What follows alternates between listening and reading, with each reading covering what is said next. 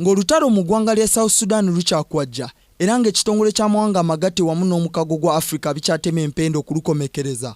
Amawano gagwiridde ambasada wa Uganda mu America Kintu Nyago olw'ebigambibwa nti yasaasaanyiza ekiwandiiko ky'ekyama ekikwata ku nteekateeka za Uganda mu South Sudan mu butanwa, ekintu ekyaswazizza nnyo eggwanga wamu n'okunyoomoola obusobozi bwe ng'omukungu. Ekiwandiiko kino ekyabadde eky'emika ebiri kyabadde kirambika nga gavumenti ya kuno bwetakkiriziganya na nteekateeka ya Amerika ey'okutwala amagye munda mu ggwanga eryo, kw'ossa n'okuteeka envumbo ku kugula ebyokulwanyisa munda mu ggwanga lya South Sudan. Kigambibwa Nyaga ekiwandiiko kino yabadde akisindikira abakungu ba Uganda abatuula ku kakiiko k'amawanga amagatte ak'ebyokwerinda.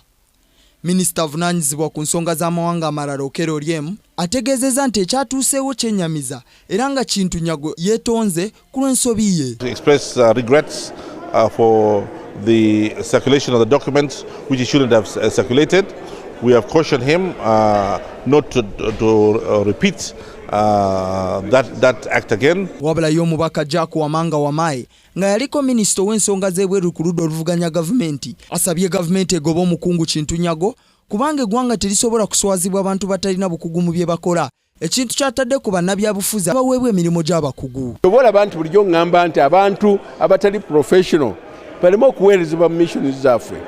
Oyo ateeka okuvaayo mu mission kubanga tajja kusobola okukola emirimu gyonna.